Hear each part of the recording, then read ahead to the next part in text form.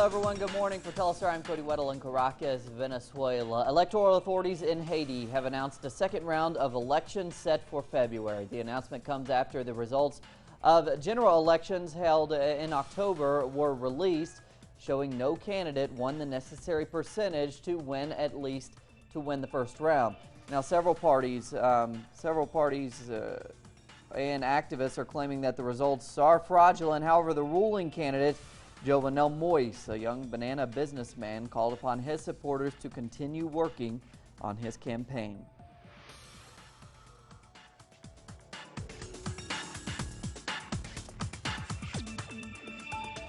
In Argentina now, the grandmothers of Plaza de Mayo celebrated the discovery of the 118th grandson, Martín, the grandson of Delia Giovanola, who is one of the founders of Grandmothers of Plaza de Mayo, lives outside of Argentina. However, the man had doubts about his biological parents and had been in contact with the organization. He made a phone call from abroad to talk to his grandmother and then left for Argentina to meet her. No lo imaginaba.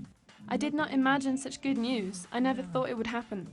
He told me he was going to call me at night, and I asked, "Really?" And he said, "Why not? You're my grandmother." No, look, what else can I say? It's more than happiness. Happiness, very grateful. More questions are emerging as Colombia commemorates the tragic events at the Palace of Justice in Bogota 30 years ago.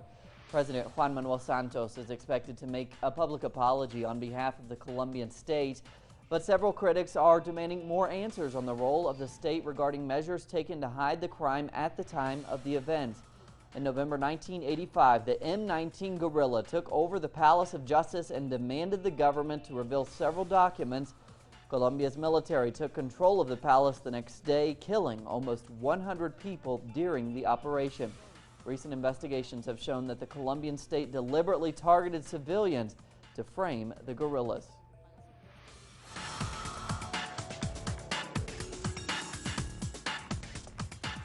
Police brutality in the United States is a subject we have seen a lot over the past year, and more often than not, the victims of that brutality are African Americans or Latinos. Bianca Perez now with an update from Washington. Advocates of civil rights and members of Congress united in Washington, D.C. to unveil a new bill that hopes to end racial profiling by police forces across the nation. These advocates hope that by ending this practice, the abuse of police power will consequently end.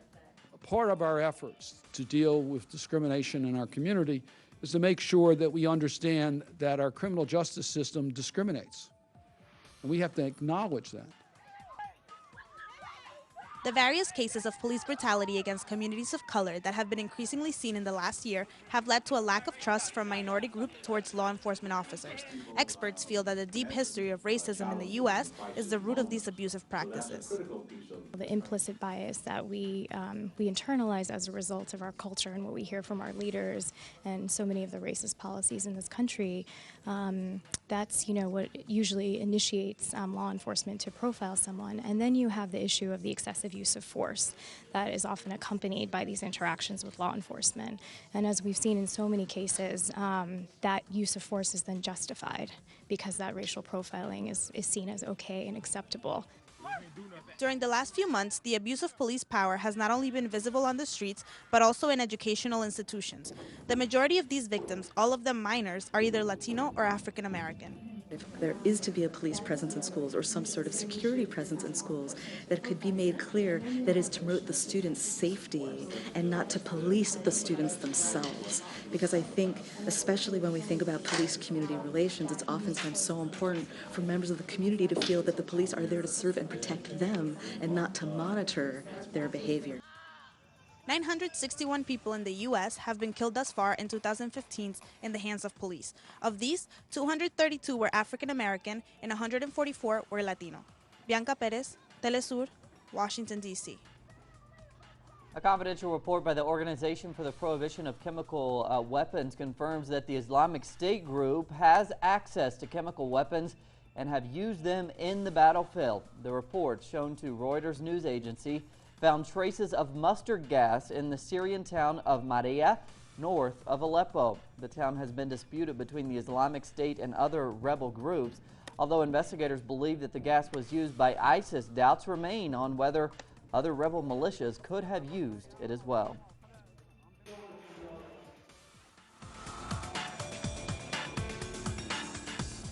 And the Argentinian Cup came to an end late on Thursday with the legendary Boca Juniors taking the cup. The team from Buenos Aires won 2-0 against Rosario Central.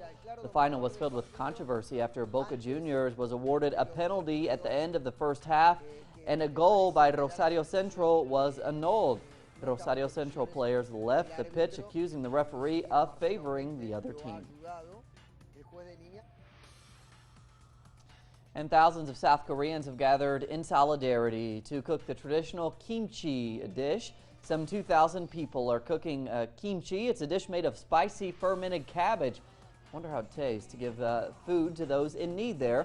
The activity is taking place as part of the Seoul Kimchi Festival. About 1,000 foreigners have also joined in the effort there.